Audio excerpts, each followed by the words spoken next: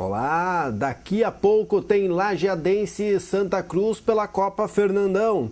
No Beira-Rio, a preocupação é em reverter o resultado pela Sul-Americana amanhã contra o Bahia. E o Grêmio está no banco dos réus por racismo.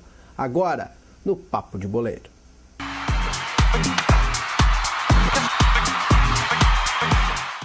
Renan Silva, de novo aqui no Papo de Boleiro para falar sobre a movimentação esportiva aqui pelo Vale e por todo o país. Bom, então começando pelo Alviazul. O Lajeadense entra hoje na terceira fase da Copa Fernandão. Imbatível até o momento, a equipe tem patrolado os adversários e passado de etapas com goleadas construídas dentro e fora de casa.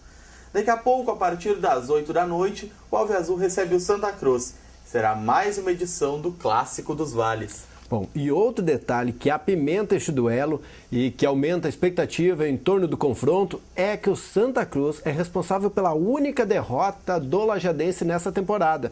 Na abertura da Copa Sul Fronteira, o Galo ganhou do Alviazul aqui em Lajeado. E para o técnico Luiz Carlos Vinck e para os jogadores, este é mais um item para aumentar a motivação. Bom, sem problemas com lesões ou cartões, o treinador do Lajeadense pode manter o time que vem acumulando goleadas com Giovani, Thiago Laércio, Everton, Márcio Goiano, Marabá, Matheus Santana, Vinícius, Michel, Paulo Josué e Gilmar. O Santa Cruz tem um time menos experiente e mais modesto. É treinado por Sananduva, que já trabalhou nos juvenis e como auxiliar do Lajeadense. Ele não contará com o meia Cleiton, com uma lesão muscular, com o volante Arthur Santos, que sente dores no joelho, e com o zagueiro Cário, suspenso pelo terceiro cartão amarelo. Bom, e os ingressos para o jogo são vendidos a R$10 em qualquer parte do estádio. As mulheres não pagam. E para os visitantes, o ingresso custa R$30. Você que é torcedor de Santa Cruz aí. É um baita jogo, né? Pra gente poder curtir. Com certeza. E o pessoal tem que aí ajudar o Lajeadense daqui a pouco, às 8 da noite. Bom, falando um pouco de seleção, Dunga começou com uma palestra, a retomada do seu trabalho à frente da seleção brasileira. No centro do campo de treino da Universidade Internacional da Flórida, conversou com os jogadores e imediatamente passou a bola para o preparador comandar os exercícios físicos. A primeira parte do treino foi sem bola.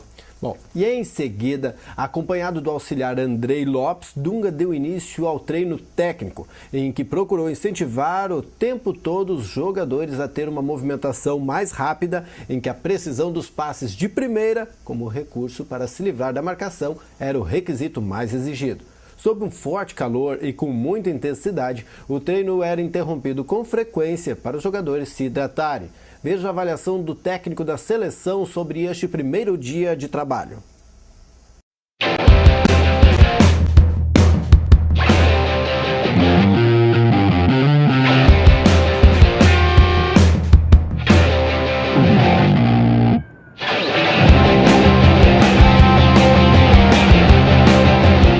Todos nós estávamos ansiosos para recomeçar, né?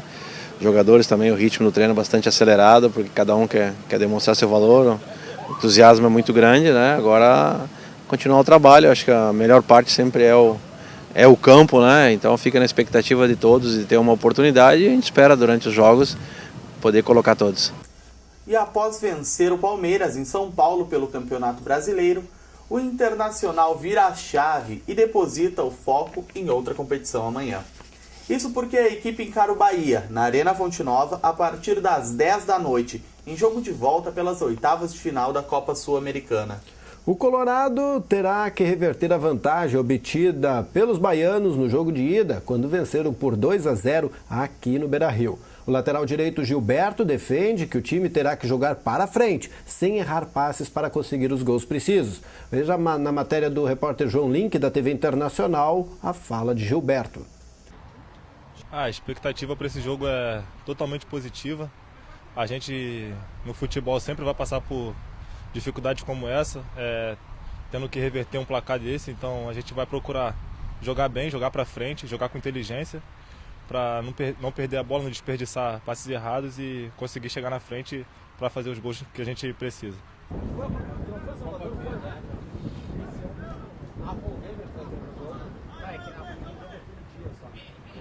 A gente já jogou lá em Salvador, a gente sabe como é que é, mas o clima lá não é tão ruim, o clima é bom, o campo é de Copa do Mundo, é um estádio bom. A gente vai ter totais condições de ganhar e a gente vai jogar para frente, para conseguir o resultado. Para o confronto, o técnico Abel Braga não poderá contar com 4 peças do elenco.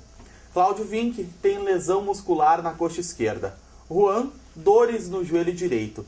E o Wellington Silva segue em recuperação de lesão muscular na coxa esquerda. Além deles, o chileno Charles Arangues está na seleção do Chile e desfalca o time também no fim de semana diante do Figueirense pelo Campeonato Brasileiro. A equipe colorada finalizou a preparação com treino hoje pela manhã. Além do tradicional recreativo, foram trabalhadas jogadas de cruzamento e finalizações. A partida terá a arbitragem de Marcelo de Lima, auxiliado por Marcelo Vangassi e Fabrício Vilarino. E no tricolor, na noite dessa terça-feira, em eleição no Conselho Deliberativo do Grêmio, o ex-presidente Hélio Dourado foi nomeado como o 3º patrono da história do clube. Antes dele, somente Aurélio de Lima Pi e Fernando Kreff tiveram essa honraria. Hélio Volkmer Dourado tem uma vida dedicada ao Grêmio. Nascido em Santa Cruz do Sul, no ano de 1930, tornou-se sócio do clube aos 11 anos de idade. Chegou a atuar pelos aspirantes, mas decidiu seguir a carreira de médico. Porém, jamais abandonou o tricolor. Bom, chegou a ser presidente depois, né? A notícia, porém, que mais atraiu a atenção dos gremistas foi o julgamento do tricolor no STJD. A defesa do Grêmio utilizou os vídeos da entrevista do goleiro Aranha e chamou o presidente Fábio Koff, que aproveitou para utilizar o crédito que tem entre os cartolas para tentar minimizar a pena contra o time. O presidente utilizou o peso da estrutura gremista e as suas ações sociais, como a escolinha que atende mais de 1.000 crianças e, segundo Koff, tem 1/3 dos meninos negros. No Papo de Boleiro de amanhã, a repercussão da decisão do Tribunal da Justiça Desportiva sobre o caso de racismo no jogo entre Grêmio e Santos. Bom, e pela Copa do Brasil e pela Série B. Primeiro, o ABC é o primeiro a garantir sua vaga para a próxima fase da Copa do Brasil. Ontem, confirmou a vitória sobre o Vasco em um placar de 2-1. Veja os gols. O ABC de Natal é o primeiro time classificado para as quartas de final da Copa do Brasil. Após empatar em 1-1 no jogo de ida, o time potiguar venceu o Vasco por 2-1 na Arena das Dunas. Após lançamento, Madison dominou e abriu o placar para a equipe da casa. No segundo tempo, Marlon ampliou. O Vasco descontou com um gol de Max Rodrigues. Com o resultado, o ABC avançou de fase e enfrentará Cruzeiro ou Santa Rita nas quartas de final. E hoje seguem os jogos pela Copa do Brasil. Daqui a pouco, às 7h30, tem Santa Rita de Alagoas e Cruzeiro. O Santa Rita terá a difícil tarefa de reverter o placar de 5-0.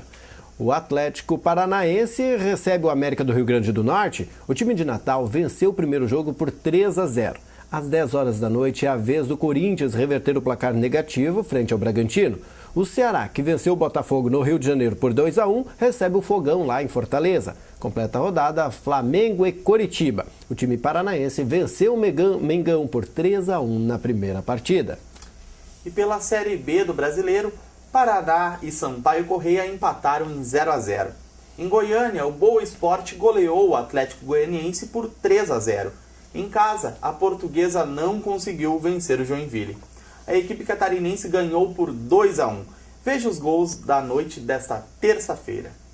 Abrindo a 20ª rodada da Série B, o Joinville venceu a Portuguesa no Canindé por 2-1. Jael, de cabeça, marcou para o time catarinense.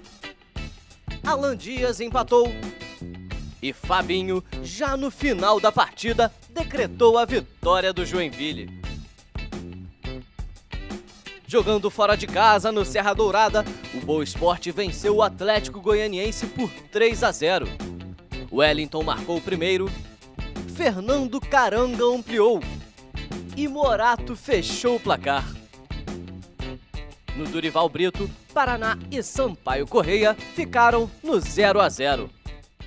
E para completar a noite de hoje, tem rodada pela segunda fase da Sul-Americana. Às 10 horas tem Goiás e Fluminense e Vitória Sport. Um pouco antes, às 9h15, tem Godoy Cruz e River Plate, Renan Silva. Então, a noite cheia de atrações esportivas. É verdade. Para quem ficar em casa ou para quem for no estádio querer assistir o Alviazul, tem programação garantida para essa noite. É isso aí. Nós voltamos amanhã às 6 da tarde com o Papo de Boleiro para falar do resultado do Grêmio, do julgamento sobre racismo lá no STJD e também desse jogo do Lajadense. A gente espera que tenha vencido o Clássico dos Vales. Até amanhã. Uma boa noite.